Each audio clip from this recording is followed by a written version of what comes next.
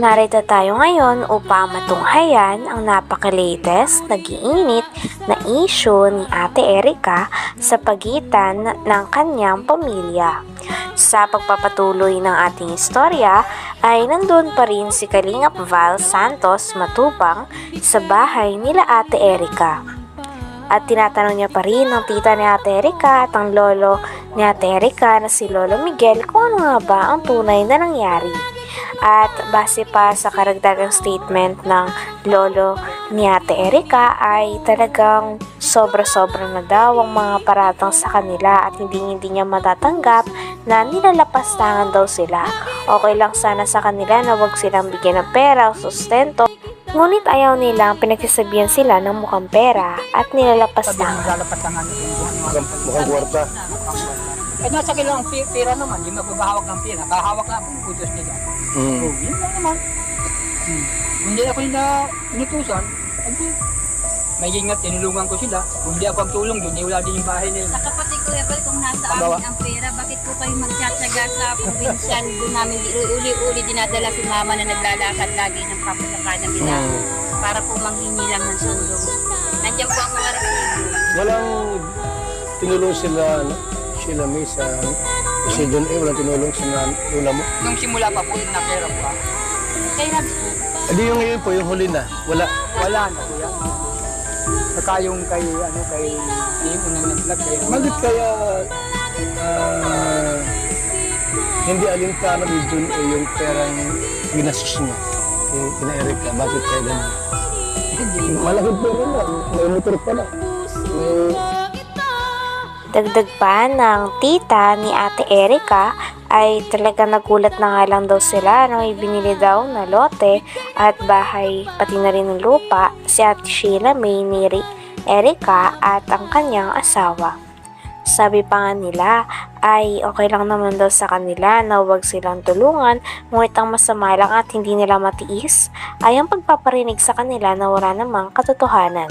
Kaya ito daw ang naghudyak sa tita ni Ate Erica na magsalita na at gumawa ng video tungkol sa issue dahil hindi nila makayanan ang mga kahihiyan na pinopost at binabato o pinaparatangan sila ng hindi naman totoo. Ito nga din ang dahilan kung bakit hanggang ngayon ay malaki na ang away sa pagitan ni Ate Erica at ng kanyang pamilya. Kasi talaga si Sheila, hindi po namin alam kung kanino nakapangalan. Yung Lote. anong loto? Yun ang gusto ko rin malaman. Alam natin lahat. Basta po nalaman lang po namin, bumili silang mag-asawa ng bumili sa dati. Pero sinabi itong motor para sa pamilya.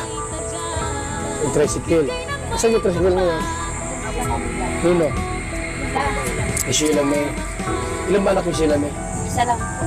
Ano trabaho ng asawa niya? Wala po. Wala. Yung magandang buhay ngayon. Sabong-sabong lang yun. Pag may sabungan niya, kalabas na yun.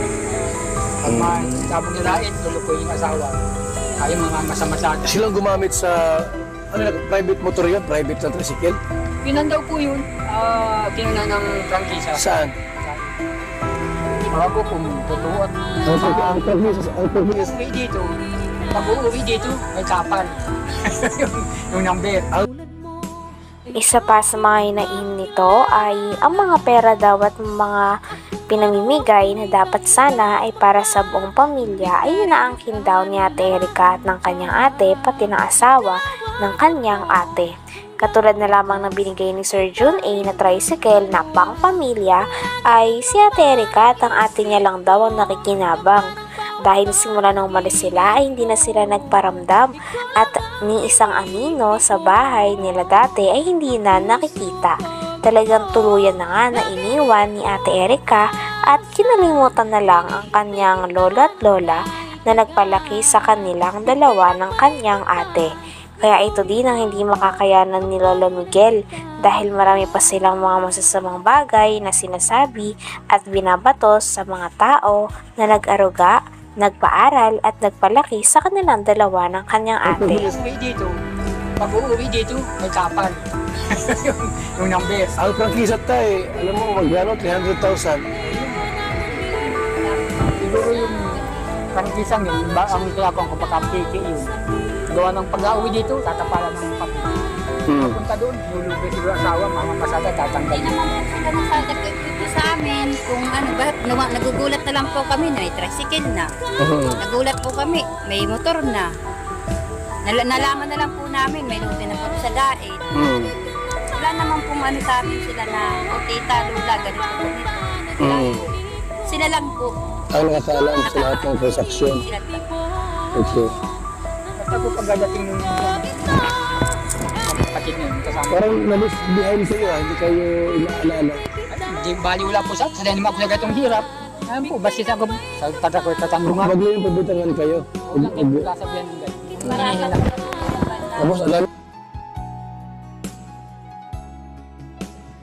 Pinaparatangan din si Lolo Miguel na siya daw ang kumukuha ng pera dahil siya daw ang inuutusan o pinapakausapan na bumili ng mga gamit sa loob ng bahay na pinagawa ni Sir Jun A para kay Ate Erica sa kanyang pamilya. Ngunit kiit naman ni Lolo Miguel ay wala naman daw napupunta sa kanya sapagkat pinapabili lang daw siya. At kapag pinabili daw siya ng gamit ay binibili niya naman daw talaga ng walang labis at walang kulang. Talagang ang source ng pera ay nanggagaling kay Sheila May na Ate Erica. Dahil sa kanya daw nagpapadala at siya ang kumakausap kay Sir Jun A. Sabi pa nga ni Kalingap Val Santos Matubang ay may tuturing talaga na parang buhay prinsesa si Sheila May dahil Naisip po mga nila sa taga-utos amin. ito. Meron kami. Magulang ko po. Kaya yung dun po ako na nag-post na po talaga, nagpadala na ng video para po matuldo ko na kung sino po talagang may sala. Hindi po ako natatakot na idimanda ni Ila. Sasabihin ko lang po yung totoo.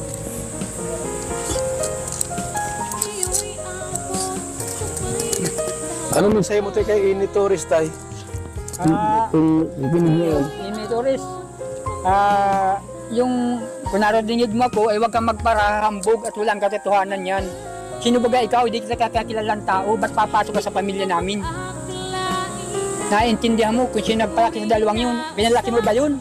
O ikaw ang nagpa-eskwela? Yun lang, yun ang mensahe ko sa iyo. Kaya ate, ano mensahe mo kay Ini Torres? At marami pagbabanta sa iyo.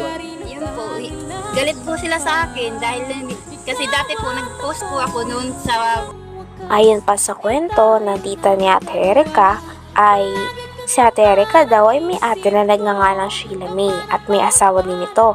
Ang asawa naman ito ay sabongero daw, sabi ni Lolo Miguel, at medyo natawa pa nga si Lolo Miguel nang kinikwento ito. May isa din daw anak, si Sheila May at ang kanyang asawa. Si Ate Erica naman ay dumidepende nga daw sa kanyang ate, kaya nahahawaan na daw si Ate Erica na ugali ng kanyang ate na hindi naman nagugustuhan ni Lolo Miguel.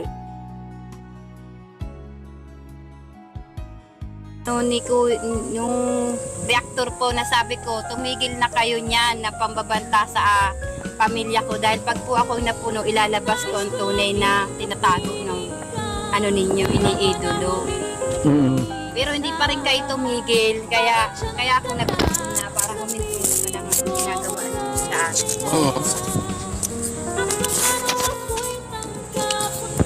So, kung alam bakit siya nakikialam sa pamilya niya ay pag-asaan niya. Pinapalabas ko kasi niya lagi, Kuya Val, si Erica. Ganda ang pakisama namin, maayos pa daw po kami. Gusto po kasi niyang panindigan namin na oo, kahit matutunan si Erica. Nagbibigay daw po sa amin ng sustento si Erica. Gusto po nila Hindi naman. kahit hindi naman. Nasa totoo lang naman po kami ako, kaya po ako nagsasalita ng ganito.